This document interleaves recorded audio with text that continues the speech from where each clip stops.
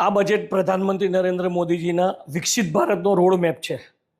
2047ના વિકસિત ભારતનું એક વિઝન છે. આ બજેટ રાષ્ટ્ર માટે છે, રાજનીતિ માટે નથી. દેશની ઇકોનોમી પર ફોકસ છે, ઇલેક્શન પર ફોકસ નથી. મહત્ત્વની જોગવાઈની વાત કરીએ તો ઇન્ફ્રાસ્ટ્રક્ચરને બૂસ્ટ આપતું બજેટ છે.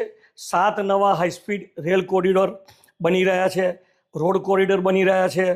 સંરક્ષણ ક્ષેત્રે ખૂબ જ મોટી ફાળવણી કરી છે અને આ બધાના કારણે બમ્પર રોજગારીનું સર્જન થશે. ટુરિઝમ ઇન્ડસ્ટ્રીનો પણ ટેક્સ હતો એ 5%થી ઘટાડીને 2% કર્યો, એટલે ટુરિઝમ ઇન્ડસ્ટ્રીને પણ ઘણું મોટું બૂસ્ટ મળશે. મહિલાઓ માટે સી-માર્ટ યોજનાઓ ગેમ ચેન્જર સાબિત થશે. કિસાનો માટે ખેતી માટે એઆઈ અને ડિજિટલ ટેકનોલોજી, આના માટે અમને ખૂબ મોટી રકમની ફાળવણી કરી છે. એના લીધે ખેડૂતોને બહુ મોટો ફાયદો થશે. કેસીસીની જે લોન હતી, સબસિડી લોન, એની લિમિટ 3 લાખથી વધારીને 5 લાખ કરી છે, જે પણ કિસાનોને બહુ મહત્ત્વનું બેનિફિટ મળશે.